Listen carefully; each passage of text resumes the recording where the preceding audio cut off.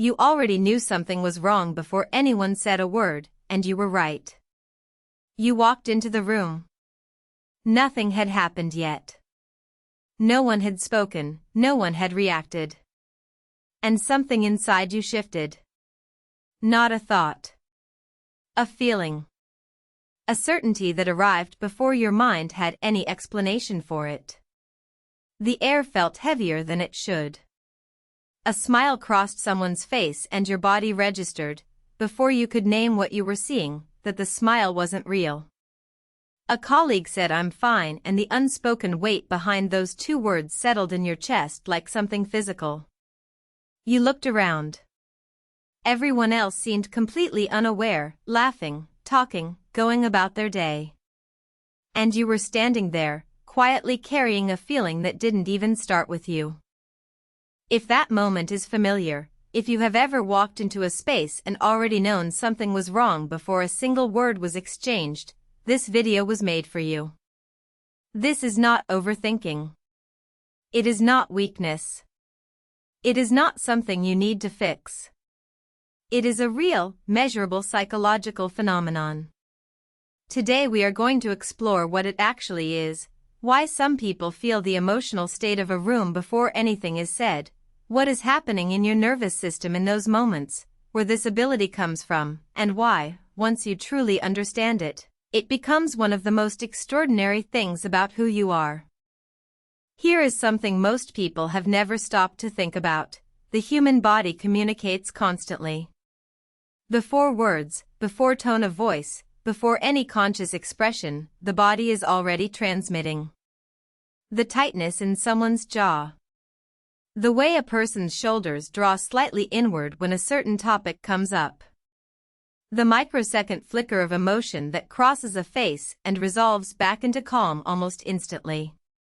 Most people don't register these signals consciously. They pass through awareness like background noise, present but unprocessed. But for some people, these signals don't pass through. They land. You don't just see someone's posture, you feel it in your own body. You don't just notice someone's tension, it moves into you like a current. You experience it as a kind of internal weather report that arrives before any forecast was given. Researchers who study nonverbal communication have found that a significant portion of emotional information is conveyed through channels that have nothing to do with spoken language. Facial muscle movements that last less than a quarter of a second. Subtle changes in breathing rhythm. Shifts in eye contact that most observers never consciously register. People who are emotionally attuned, and you may be one of them, pick these signals up with remarkable accuracy. Not because they are trying to. Because their nervous system was built to. And that is where this story really begins. In the early 1990s, researchers discovered something in the brain that fundamentally changed how we understand human connection. While studying motor neurons in primates, they noticed something they hadn't expected. Certain neurons fired not only when an animal performed an action, but also when it simply watched another animal perform the same action. These became known as mirror neurons, and evidence suggests they operate in the human brain as well, though researchers still debate exactly how broadly. What they appear to do is simulate the internal experience of another person inside your own nervous system. When you watch someone wince in pain, something in your brain briefly maps that sensation onto your own body. When someone across the room is carrying dread, your nervous system may pick up traces of that dread before you have consciously processed what you are seeing. Not everyone's mirror neuron system responds at the same intensity. Research suggests that people who score higher on measures of empathy show significantly stronger mirror neuron activation. And people who grew up paying close attention to the emotional lives of those around them, who learned early to read the unspoken, often develop an especially finely tuned version of this system over time. This is not metaphor. This is neuroscience. When you feel someone else's mood before they express it, something is literally happening inside your brain. You are running a real-time internal simulation of their emotional state, based on thousands of microsignals their body is continuously broadcasting. The reason it feels so immediate, so physical, so certain, is because on a neurological level, it is. Let's get specific. Because this isn't about feeling things deeply in a vague, general sense. There are 7 specific patterns that consistently show up in people with exceptionally strong emotional attunement, and once you see them named clearly, you will likely recognize yourself in more than one. See how many of these feel true for you. 1. You know when something is wrong even when everyone insists everything is fine. The words say one thing. Everything else says another. And you feel the gap between them like a physical sensation you can't quite explain. 2. You absorb the emotional atmosphere of a room involuntarily. You don't choose to.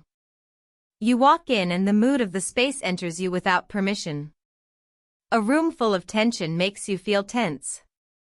A calm environment settles you almost instantly. You are, in a very real sense, a receiver. 3. You notice tiny shifts in someone's voice or body language that others completely miss. The slight drop in energy when someone talks about something they're actually worried about. The way a smile doesn't reach someone's eyes. You catch it before you've even consciously named it. 4. You find it genuinely difficult to be around people who are upset, not because of what they say, but because of what you feel coming from them.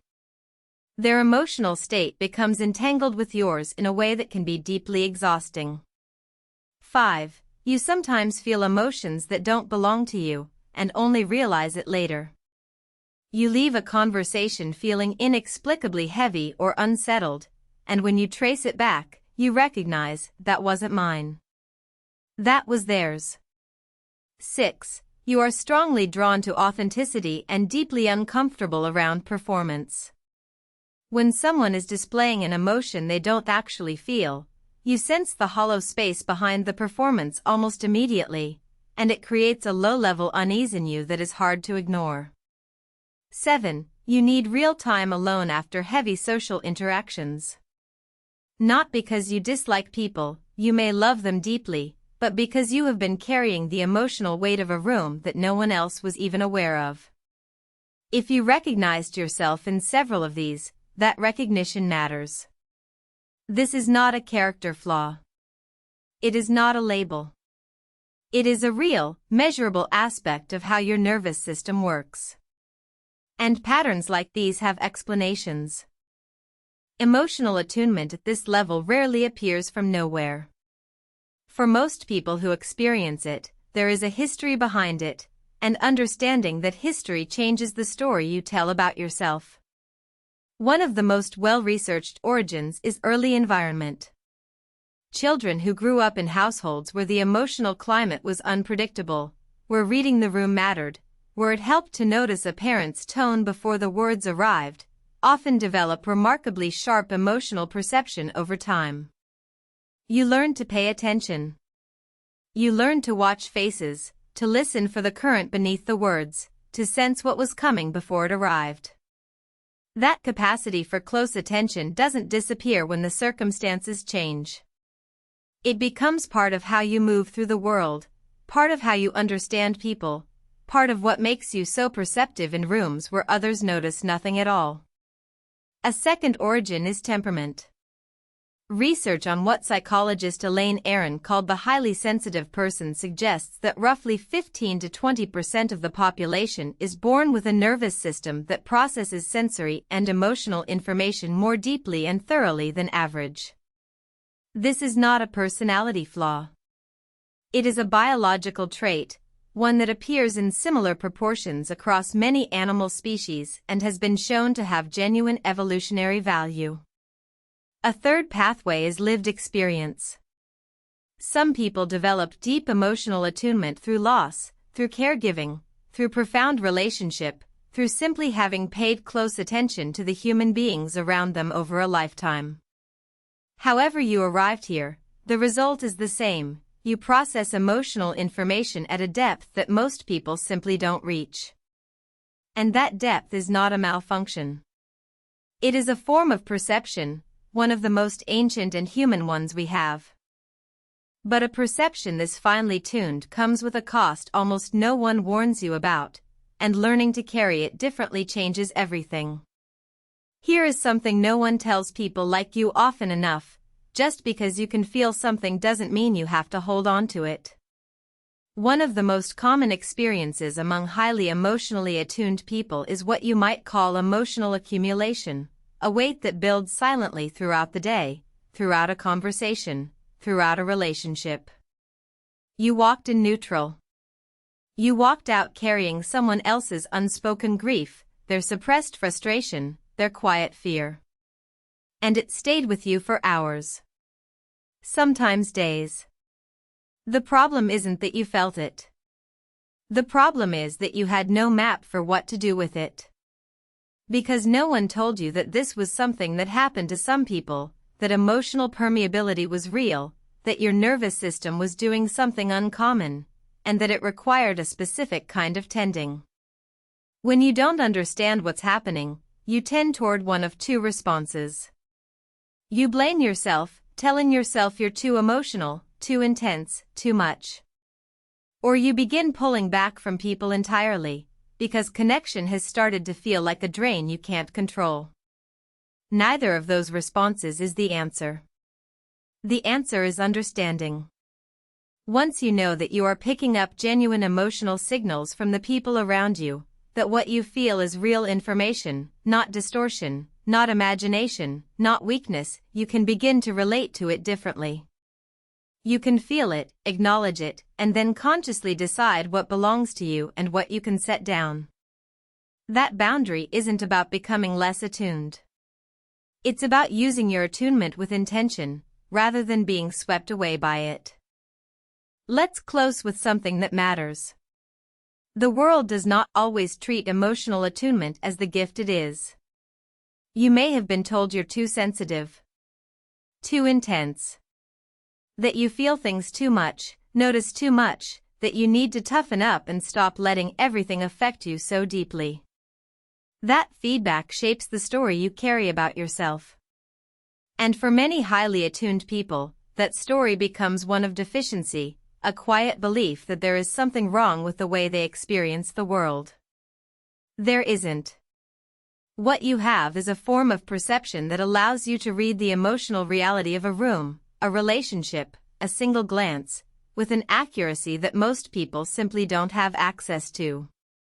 The most trusted listeners, the most present caregivers, the people who create the deepest human connections, an unusually high proportion of them share exactly this trait.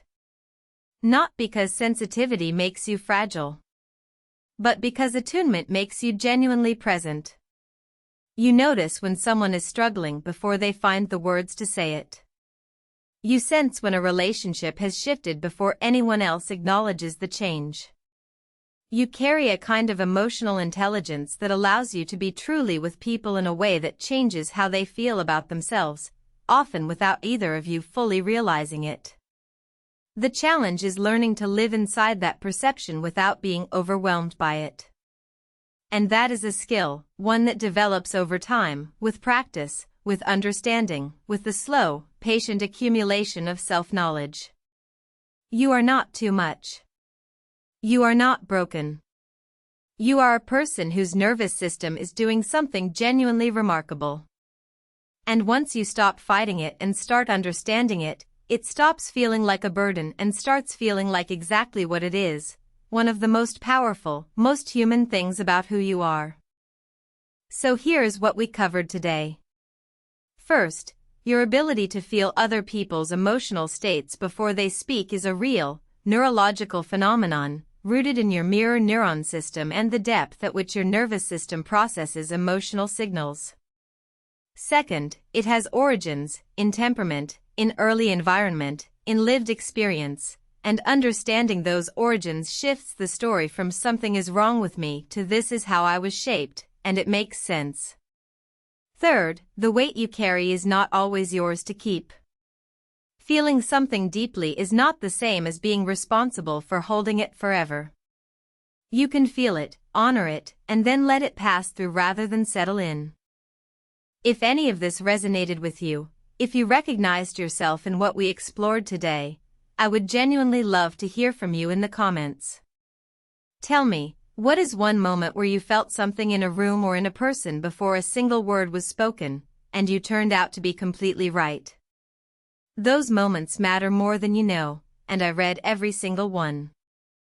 And if you want to keep understanding what it actually means to have a mind like yours, subscribe. There is so much more to explore, and you deserve to understand it fully.